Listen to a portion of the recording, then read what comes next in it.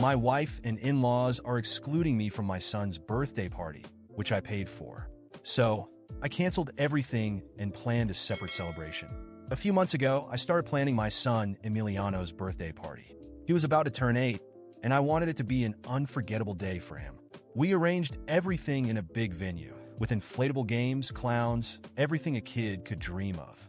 I paid for everything, literally every detail. I was excited because it was going to be his first big party with his school friends. But as the date approached, I started noticing that something was changing. My wife, Valeria, began to exclude me from important decisions. At first, I didn't think much of it, but over time, I realized that her parents, my in-laws, were taking on a more central role. They weren't even asking for my opinion anymore. The guest list, the menu, the decorations, they decided everything. The worst part was that whenever I tried to give my opinion, they made me feel like an outsider. My father-in-law, in particular, looked at me as if I wasn't part of the family, as if I wasn't Emiliano's father. One day, while they were working on the guest list, I noticed something that made me snap. None of my friends or family were included. When I confronted Valeria about it, her response was cold and direct. "It's better if they don't come. We don't want them to bother my parents." Excuse me? This was my son's birthday, and I couldn't invite the people I wanted? But what hurt the most was when Emiliano, my own son, asked me sadly, "Why don't my grandparents want you at the party?" He had noticed. He knew something was wrong. He told me he didn't like staying with his maternal grandparents because they always spoke badly about me when I wasn't around, and that he'd rather spend his birthday with me. That broke my heart. My own son was witnessing how they disrespected me, and I didn't know how to shield him from that toxicity. I decided to confront Valeria once more. I told her it wasn't fair what they were doing, that they were excluding me from the party I paid for, and that Emiliano wanted to spend more time with me. Her response? "It's our son's party, but my parents also have the right to enjoy it their way." That was the last straw. At that moment, I made a radical decision. If they didn't want me at the party, then there would be no party. I canceled the venue, the clowns, the games. It was over. Meanwhile, I started planning something special, just for Emiliano and me. Something that would truly make him happy. He didn't deserve to be caught in the middle of adult tensions. When I told Emiliano what I had decided, his eyes lit up. He hugged me and said, "Dad, I don't care about the party. I just want to be with you." So I suggested something. "Instead of a party, why don't we spend the day at the amusement park you love so much?" The day of his birthday arrived. Valeria and her parents were still preparing everything for the party, unaware that none of what they had planned would happen. Meanwhile, Emiliano and I were at the park, laughing and having fun, far away from all the drama. But then I received an unexpected call. The number on the screen was Valeria's. I hesitated before answering, knowing this probably wasn't going to be a pleasant conversation. Emiliano was still full of joy, laughing in the background as he climbed onto one of the tallest rides in the park. With a deep breath, I picked up, "Hello, you canceled everything?" Valeria's voice was a mix of surprise and fury. "Yes, I canceled it. It made no sense to keep paying for a party I was being excluded from. Emiliano and I are at the park now. He's having a great time." In case you're wondering, there was a moment of silence on the other end. I imagine she was processing what I had just said. "How could you do this, Lucas? My parents are furious. They're here with the guests, waiting, and you've ruined everything." Her voice grew louder, clearly trying to make me feel guilty. "Don't start with that, Valeria. You and your parents are the ones who ruined everything. You completely cut me out of my son's party, the party I paid for. I'm not going to fund a spectacle to stroke your parents' egos while they treat me like an outsider. This wasn't just about you, Lucas. My parents were excited, and Emiliano deserved this party." She began, but I cut her off.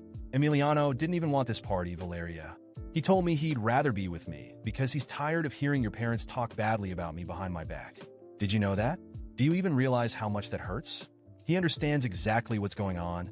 There was another silence, this time longer. Valeria seemed lost for words, but then I heard my father-in-law's voice in the background, clearly irate. He shouted something like, "Give me the phone," and then he was on the line. "Lucas, how dare you do this? You humiliated our family, canceling a party without even telling us? You're an ungrateful fool." "Ungrateful?" I snapped, my patience wearing thin. "I paid for everything, every single cent, and yet you all thought you could ignore me completely. This isn't about you. It's about Emiliano, my son, whom you're using to boost your own egos. You have no right to speak to us like that," he roared. "We're his grandparents, and we have just as much right to decide as you do, right?" You have rights when you respect the child's father, which you never have. And you know what? You don't deserve my respect either. Emiliano and I are far away from your toxicity now, and I plan to keep it that way." I hung up before he could respond. My heart was racing, and I took a moment to collect myself. Emiliano ran over, holding a giant cotton candy, his face glowing with happiness. "Are you okay, Dad?" he asked, frowning slightly. "I'm fine, champ," I replied, kneeling to his level. "Today is your day.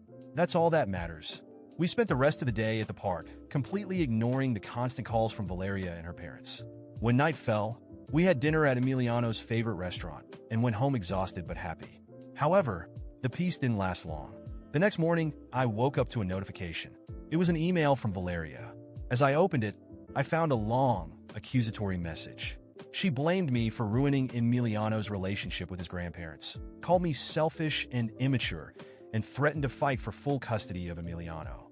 I laughed in disbelief. Did she seriously think she had any chance? Emiliano had made it clear how much he preferred being with me. But her threat was a wake-up call. I couldn't underestimate how far she and her parents might go to hurt me. Later, when I picked up Emiliano from school, I noticed something was off. He was quieter than usual, looking sad. I asked him what had happened, and he told me his mom had taken him out earlier for a special lunch with his grandparents, where they spent the whole time bad-mouthing me. "They said you're selfish, Dad, but I know it's not true." He hugged me tightly, and my heart broke. I decided it was time to act. I called my lawyer and explained everything. This wasn't just about me anymore. It was about protecting Emiliano from this toxic environment. He didn't deserve to be a pawn in their ego-driven games. While waiting for the legal process to unfold, I focused on my time with Emiliano. I made it clear to him that, no matter what, he could always count on me. But deep down, I knew this battle was just beginning. Valeria and her parents wouldn't give up easily, and I had to be ready for whatever came next. What I didn't know was that they were already planning something even more drastic, something that would turn my world upside down. The next morning, I woke up determined to act. I had been patient for far too long, enduring things no one should have to tolerate. My priority was Emiliano, protecting him from the toxicity his mother and grandparents were imposing on him. I called my lawyer immediately, explaining the situation and emphasizing how they were not only excluding me as a father, but also using my son as an emotional pawn. He listened carefully and agreed that this was more than enough to file for divorce and, most importantly, fight for custody of Emiliano. "Lucas, the most important thing right now is to document everything. We need evidence to show that this environment is harmful to your son. Save messages, record conversations, and write down everything Emiliano says about how he feels with his mother and grandparents," he advised. I did exactly that. I saved all of Valeria's passive-aggressive messages, recorded our phone calls, and started keeping a detailed journal of every time Emiliano came back sad or told me something concerning about his grandparents. I even recorded conversations where my ex-in-laws blatantly insulted me. Meanwhile, Emiliano showed more and more signs of distress. One night, as I tucked him into bed, he looked at me with confusion in his eyes and asked, "Dad, why does Mom say you don't love me?" My heart shattered into pieces. How could Valeria stoop so low? I summoned all my strength to respond calmly. "That's not true, champ. I love you more than anything in the world. And no matter what anyone says, you will always be my priority." The next day, I decided to confront Valeria face to face. I arranged to meet her at a cafe near her house. When I arrived, she was already there, staring at her phone with that air of superiority that had always irritated me. "What do you want, Lucas?" she said, barely glancing up. "I want to make it clear that I'm not going to tolerate what you're doing to Emiliano anymore.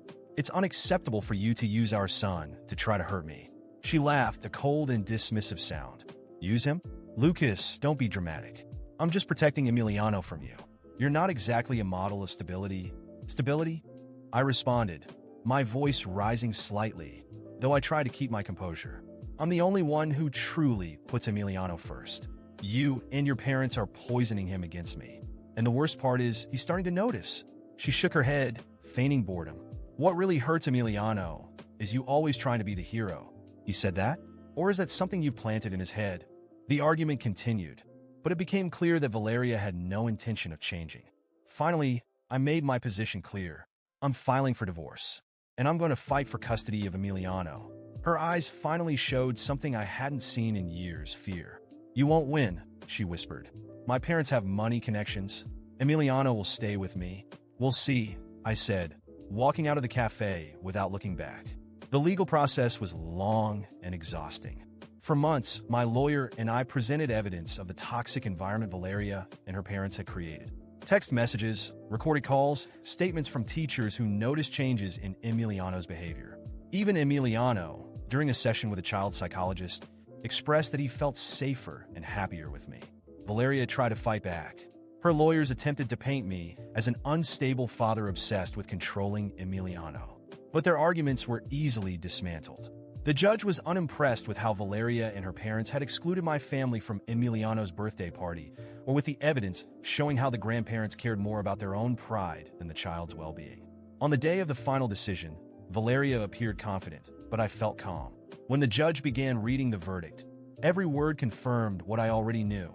Emiliano would stay with me. After reviewing all the evidence, it is clear to this court that the environment in the mother's household is detrimental to the emotional well-being of the child. Therefore, custody is awarded to the father, Lucas. The mother will have supervised visitation rights as determined by the court. Valeria screamed in the courtroom, accusing me of manipulating the system. Her parents were furious, their faces red with anger, threatening to appeal. But none of that mattered. Emiliano was finally safe. As we left the courtroom, I hugged my son tightly and promised him that our life would be different.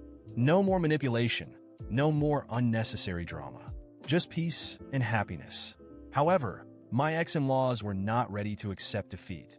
A few days later, I received a threatening letter from them, accusing me of stealing their grandson and promising they would do everything in their power to fix the situation. I knew the battle wasn't over yet, but I was ready for whatever came next. The most important thing was that Emiliano was now where he wanted to be, with me, in a home where he could finally be a happy child. The following weeks were filled with judgmental looks, hostile messages, and inevitable gossip.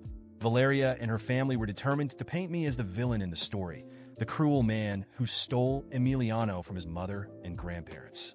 At first it bothered me, seeing the lies they spread, the baseless accusations, and their constant attempts to cast me as a monster was exhausting. But then, something changed within me. I realized it didn't matter what they thought or said. The only thing that truly mattered was Emiliano and the life we were building together. The first thing I did was create a warm and safe environment for him. I remodeled our new home, transforming his room into a space where he could feel free to be himself. I filled the walls with his favorite drawings. Together we installed shelves for his toys, and we created a special corner for his books and games. He helped me with every detail, and seeing him so excited about the changes reaffirmed my decision to fight for him. "Do you like it, champ?" I asked as he placed the last book on the shelf. "I love it, Dad. This really feels like home." Those words stayed with me. A real home, something he clearly hadn't felt before. Meanwhile, Valeria and her parents didn't miss an opportunity to interfere.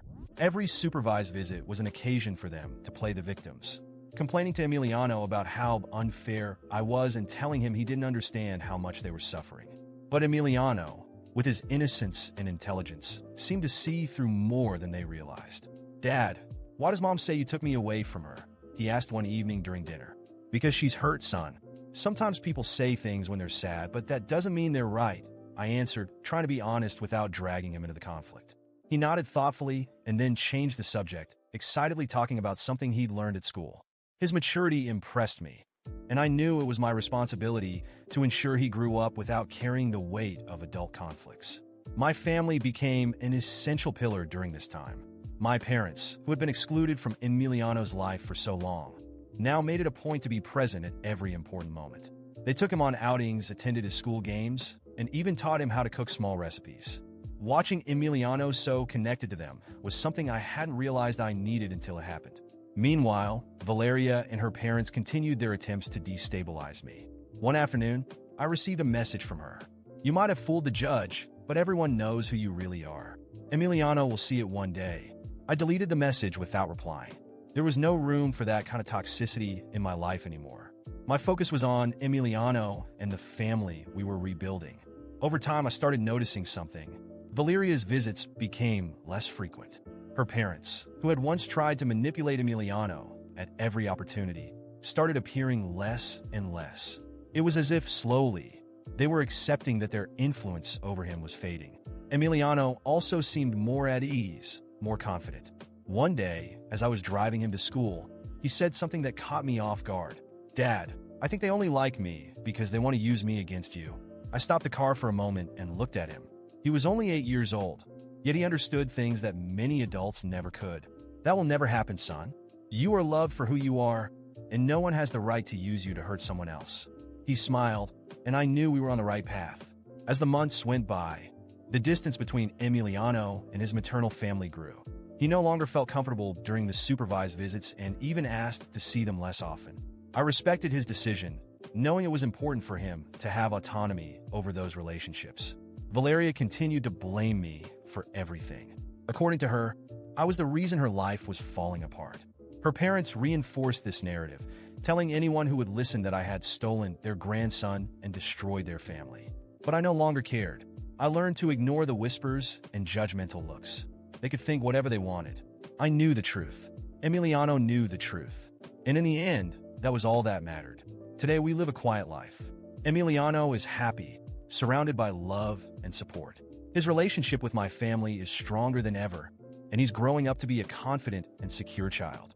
As for Valeria and her parents, they remain stuck in the past, blaming everyone but themselves for the consequences of their actions. I, however, move forward, focused on my life and my son's happiness. Because at the end of the day, it doesn't matter who sees me as the villain. The only opinion that truly matters is Emiliano's, and he knows he can always count on me, no matter what.